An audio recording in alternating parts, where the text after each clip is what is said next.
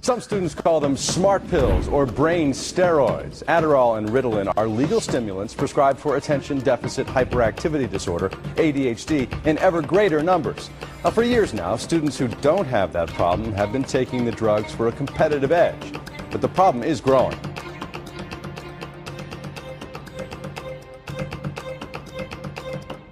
Yeah, one of the reasons that people are taking psychostimulants like Ritalin is to try and get over sleep deprivation. Again, during exam period, other than the stress and trying to remember everything, in many cases there's also this rather severe sleep deprivation.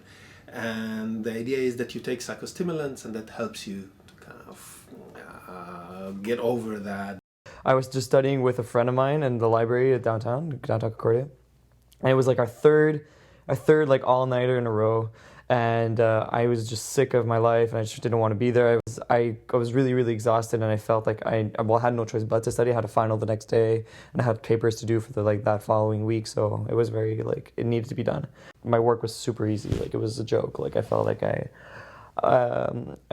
I was rejuvenated, I had slept, and it was great, right? But at the same time, it wasn't a drug that I would continuously do. It's more of in a desperate need. So any other time that I had done Adderall or Ritalin or all that stuff, I would do it when it was I can't function as a human being anymore.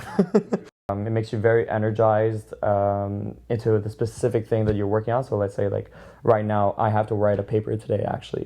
If I were to take it and my main focus was that, everything else would be shut off. I would not even look at my phone. I would not even look at this. I'd have my music on and I write my paper and I'd probably get it done in the next hour and a half, 2 hours. When maybe if I took my time and whatever with the energy that I currently have, it might take me instead 3-4 hours. I lost this focus in school and everything, so it was gonna help me.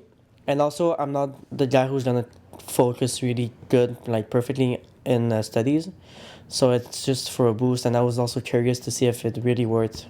The first one I had no idea I was under the effect. I even tested the guy, and I told him it's not working, and he told me, what have you been doing for the past hour? I stared at my phone. He's like, you focused just on the wrong thing. It was on your phone, but if you focus on your books, you're good. For midterms and final exams, it was the hot season, I guess. That's how he called it. Everyone he was busy. When he met me, he had to run away because he had to meet people at McGill, UQAM, and Concordia. Again, the results are mixed. For a short period it would work. So if you haven't slept for a night and you have the exam the next morning, it would probably help you like any other psychostimulant. It will give you a bit of a bump, a bit of a push. Over a prolonged period, the effect kind of dwindles, and in some cases you could crash.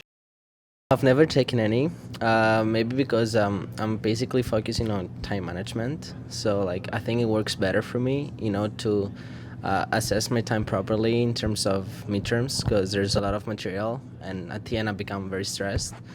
But not really, not to the extent that I need something extra for that. When students are stressed during midterms, there are different alternatives to cope with stress, like exercise, meditating, going to the gym, time management.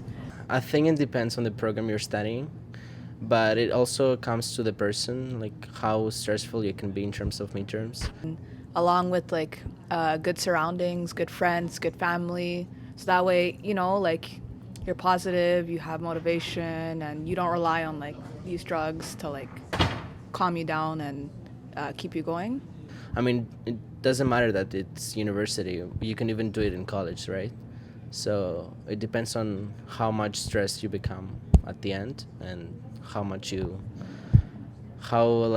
your levels of stress make you go into that. It does affect the brain. Like most of the psychoactive drug, it changes the brain. When you take it, the brain is not the same after that. And that is part of that slightly increased risk for developing addiction maybe, or addictive behavior. I stopped taking them because I noticed your body gets used to it and your brain gets used to it. So after that point, you kind of need to stop Also because or else your brain is always going to need it, and then you just start to depend on it. Cocaine is a drug that, in terms of the actual intensity of the stimulus that it kind of gives you, it's a very similar drug. The difference is that on cocaine you're really excited, really energetic, but you can't focus on anything. Whereas this, you can. This is a drug and it gives you a specific energy for one purpose, and really like to give your full attention to one specific thing and give it your all. So the bottom line in most of the research is that it depends on the circumstances and it depends on the individual.